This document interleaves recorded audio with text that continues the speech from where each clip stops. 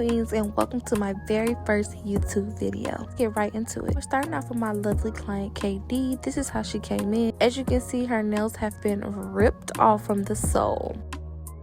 Did a really clean prep process, and now we are going to go ahead with the application process. For her nails, because her nail beds are small, I normally go in with the 1 bead method. When it comes to acrylic application, it's all about self-leveling. So sometimes when you see someone doing nails, you just see a lot of patting and moving and stuff like that. The truth to a smooth application is self-leveling. Another key when you're applying application is making sure your client's finger is held down at an angle. As I apply my bead, I'm gently pushing up the bead to the cuticle area, and then after that I'm allowing the bead to self-level and I'm cleaning up the sidewalls. To get to a certain status, you can always gently move it down more, but for the most part I am letting that bead self-level.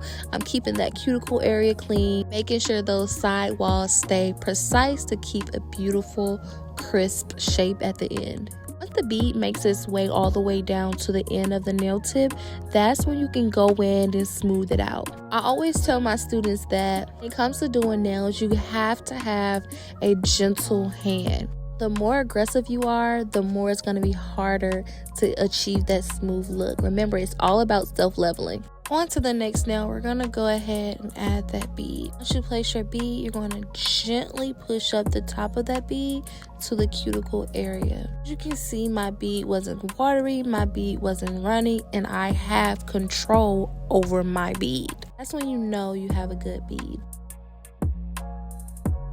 Same process, letting that bead self-level and keeping those side walls crisp.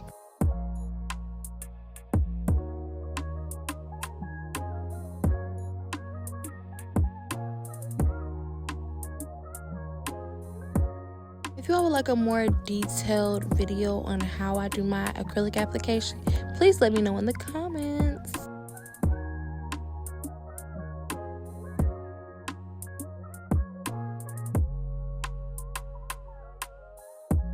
Now we are going to go ahead and do our French tip. We are going with this pretty light pink base by D&D. I have been doing nails 7 years and I still have yet to perfect my French tip. Once you make your line across the bottom of the nail, you just start going in, moving side to side just until you achieve the perfect French. If you do want a more detailed tutorial on the French tip, please let me know in the comments and I got you. Another fun tip when it comes to doing nail art is having a fulcrum finger. Fulcrum finger is the pinky. As you can see, I'm anchoring my pinky onto my client's pinky, giving me a steady hand. This finger is going to help you keep a steady hand. Nobody told me that.